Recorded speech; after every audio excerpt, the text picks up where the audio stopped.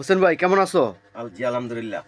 এই যে কিরগিজস্তান এয়ারপোর্ট, ছোট্ট একটা এয়ারপোর্ট, তাতে কিরগিজস্তানের চেয়ে আমাদের এয়ারপোর্ট অনেক বড়। আমরা যে কিরগিজস্তান এয়ারপোর্টে আসলাম, আমাদের কোনো হেনস্থা করা হয়েছে? নো নো পরে আমরা আসছি একদম যেমন ভিআইপি ভাবে আমরা ঢুকছি, আমাদের অনেক সম্মান করা হয়েছে। সম্মান করা হয়েছে। কিন্তু আমাদের বাংলাদেশের অবস্থা কি একটু বলো। আমাদের অবস্থা তো ভাই কি কমো, যে আমরা যাই গেছি নিয়ে যাই প্রবাস থেকে, এত পরিশ্রম কইরা 2-4 বছর পরে যাই কিংবা 2 বছর পরে যাই, এর মধ্যে মনে করে আমার যে লাগাজ লোকা যেটি তো রেখে দেয়, ওই কিছুই পাওয়া যায় না, শুধু লাগাজ ছাড়া ভিতরের মাল আমার কিছুই থাকে না।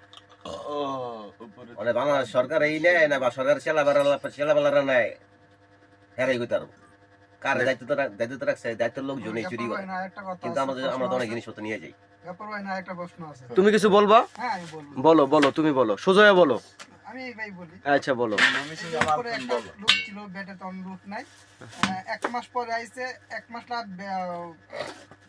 লাকিসটা বাইতে লাগছে। লাগেজটা কি যা আছে সব এয়ারপোর্টে রাখছে। আর আমাদের বাংলাদেশে হলে তোরটা তুই না দেয় না, কার্ডটা কেন নিল না, এটা বাগজোগ চলে যেত। তবে অনেক ভালো আছে কিরগিজস্তানের এয়ারপোর্টটা। তো ভাই এই যে ধরে না কিরগিজস্তানের মধ্যে কি ধরে না, কইরা থাকলে ধরবো না। বাংলাদেশের মধ্যে খুঁজা লয় যে আমার অন্যটা আমার লাগবে। হ্যাঁ খুঁজা লয় অন্যটা।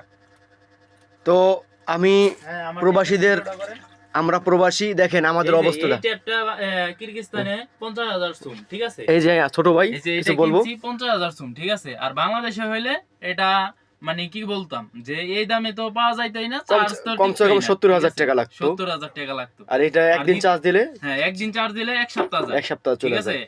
9000 এমপিআর ব্যাটারি গুড, তো ঠিক আছে? মানে এইটাই বোঝা যায় যে বাইরের সাথে আমগো বাংলাদেশ অনেক পিছিয়ে আছে, ঠিক আছে? যে চার্জ থাকে না, মোবাইল ভালো তৈরি করে না, 2 দিন পরে বাস্ট হয়ে যায়, মানে নানান ধরনের একটা সমস্যা হয়, ঠিক আছে? আর এয়ারপোর্ট সম্বন্ধে তুমি যেটা কিনছো, এটা কি বাড়িতে নিতে পারবা? কোনো এটা কি আদৌ কি বাড়িতে নিতে পারবো? আপনারা একটু যদি আপনারা কেউ দেখেন এয়ারপোর্টের কর্মকর্তারা, তাইলে একটু কমেন্ট করে জানেন যে আদৌ কি এটা নিতে পারবো নাকি, না এটার জন্য ট্যাক্স দেওয়া লাগবে। ছোট ভাই এটা কিনছে বাড়িতে নেওয়ার জন্য, তো এটা দুই মুখে এখন আছে যে নিতে পারবো কিনা। তো আমাদের এয়ারপোর্টে কি হ্যাগরে ওই যে কি বাবা জানি দরবেশ বাবা বলে, দরবেশ বাবারে কি এটা কি দিয়া যাওয়া লাগবে নাকি? তাইলে দুইটা নিমু, একটা হেরে দেবো, একটা আমি নিমু, ঠিক আছে? তো এটা আপনারা যদি দেখেন তাহলে এটা কমেন্ট করে জানেন, ঠিক আছে? সবাই ভালো থাকবে, আসসালামু সুস্থ আলাইকুম।